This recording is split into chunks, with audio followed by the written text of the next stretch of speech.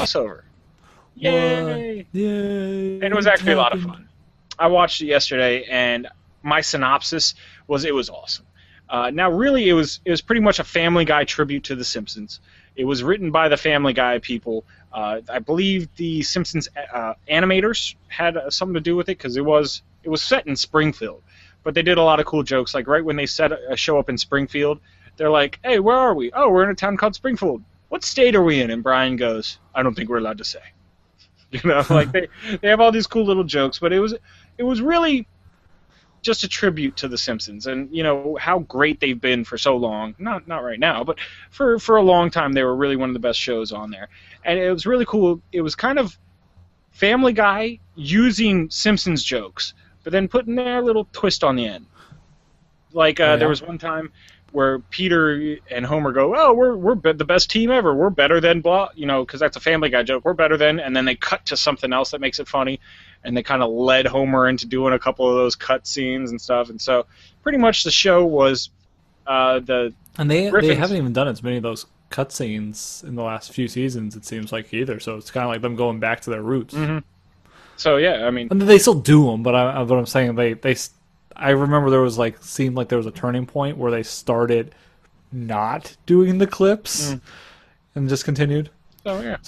But it just, you know, it was really Simpsons humors of years past. So the good part of the Simpsons humor with the Family Guy twist. And I know I already said that, but pretty much the episode was Peter gets chased out of Quahog because he does something stupid, which, you know, Peter does, and their car gets stolen in Springfield. So Homer decides to help him out and takes him in for a little while. And it's Peter and Homer going on a search for the Griffin's car. So it was really fun. The best part had to be the fight between Peter and Homer at the end. So if you like the chicken fights, you will love this fight because that's all it was. It was just a long, long chicken fight with Homer and Peter. So it was really cool.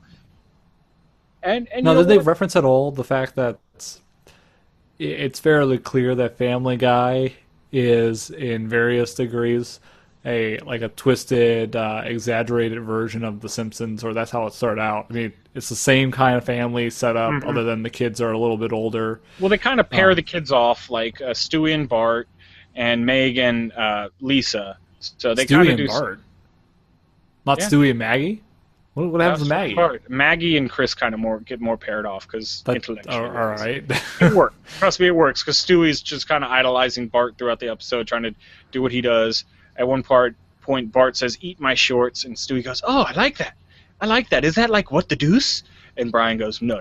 That's probably way, way more popular." You know? And then, so, you know, they do cool things like that. And, of course, they bring in the humor of Family Guy because Bart's showing Stewie how to do prank calls, and so they, of course, prank call Mose, and Bart does his traditional thing, which was funny. And then Stewie's like, "Oh, I want to try," and he picks up the phone, calls Mose, "Hey, your sister's getting raped," and then hangs up the phone. So it's kind of the over-the-top humor of just too direct.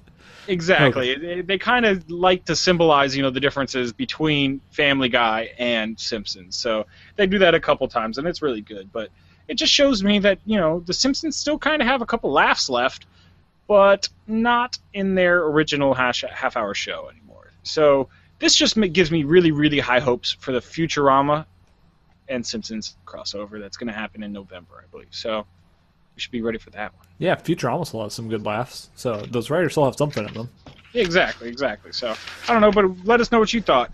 Did you like the show? Did you think it wasn't that good? Did they wait too long to do something like this? Hit us up. Let us know. Comments down below. Of course, at Words for My Face on Twitter, wordsformyface@gmail.com, wordsformyface.com, Facebook, and Google+. Always good ways to get a hold of us.